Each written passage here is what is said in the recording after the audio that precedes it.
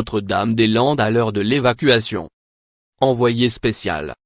À quelques heures de l'intervention des forces de l'ordre, la ZAD de Notre-Dame-des-Landes, Loire-Atlantique, s'est barricadée. En ce dimanche matin pluvieux et dans un bruit de moteur encrassé, des tracteurs sortent des granges et tirent des glissières de béton en travers des routes principales. On va se défendre et nous serons tous solidaires, assure Quevin, un architecte de 28 ans, qui s'est bâti une maison, avec toit en acier et murs en bois, au milieu des bocages nantais.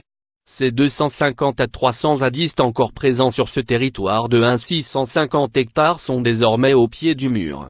Après l'abandon du projet d'aéroport en janvier dernier, l'engagement d'Édouard Philippe de mettre fin à la zone de non-droit, sur cette zone se traduit désormais par un plan d'action. Ce 9 avril au matin, plusieurs centaines de gendarmes doivent donc investir les yeux pour expulser près d'une centaine de personnes. Contrairement à 2012, où l'État avait essuyé un échec, celui-ci opte cette fois pour des actions ciblées d'expulsion en présence d'huissiers et avec intervention de déménageurs. Sont visés les militants de l'ultra-gauche violente qui ne seront jamais agriculteurs, comme l'avait indiqué Sébastien Lecornu, le secrétaire d'État à la transition écologique. Appelés sur place, les 200-500 gendarmes vont donc devoir trier entre ceux qui pourraient, avec le temps, se plier à un cadre légal pour travailler et ceux qui s'y refuseront toujours par idéologie. Lire aussi, NDDEL, plus de 2500 gendarmes mobilisés pour des expulsions ciblées. La route de tous les symboles, la RD 281, longtemps occupée par les zadistes qui y avaient installé des obstacles, vient tout juste d'être remise en état. La préfète du département, Nicole Klein, qui s'y était rendue en mars dernier, avait ainsi voulu marquer le retour de l'état de droit. Mais en prévision de l'opération policière, des chicanes ont de nouveau été installées, signalant ainsi que la ZAD est désormais sur le pied de guerre. Des films, des photos vont circuler. Si les forces de l'ordre s'en prennent aux vieilles dames, il y aura des clichés. Une enseignante venue prêter main forte. Ce dimanche a donc été le jour des ultimes préparatifs. À 10 h, une hague a lieu. Un peu plus loin, dans un champ, un barnum est dressé pour accueillir des renforts au profil particulier. Des militants qui ont déjà roulé leur bosse se sont ainsi regroupés sur le camping dit des Cheveux Blancs. Pas de volonté de créer un club de zadistes du troisième âge mais bien de se lancer dans une guerre d'images. Des films, des photos vont circuler. Si les forces de l'ordre s'en prennent aux vieilles dames, il y aura des clichés, prévient une enseignante venue prêter main forte.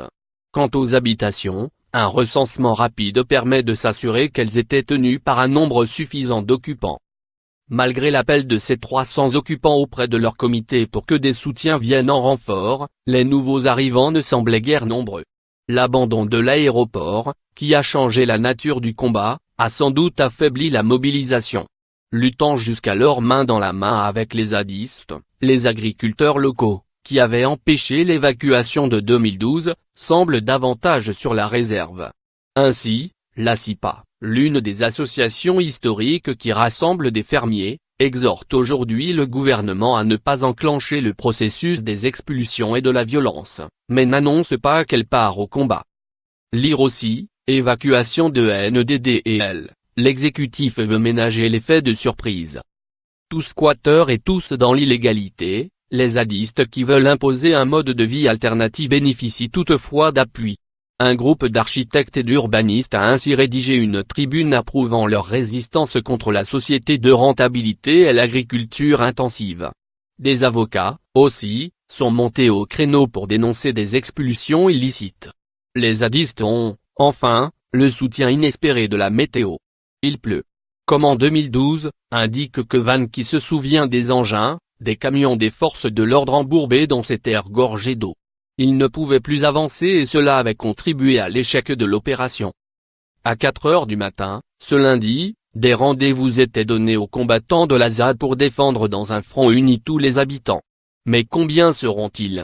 Et combien seront-ils aussi en fin de journée à Nantes et à Rennes, où des manifestations sont déjà prévues?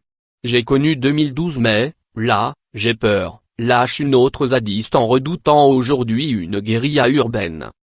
Le prénom a été modifié.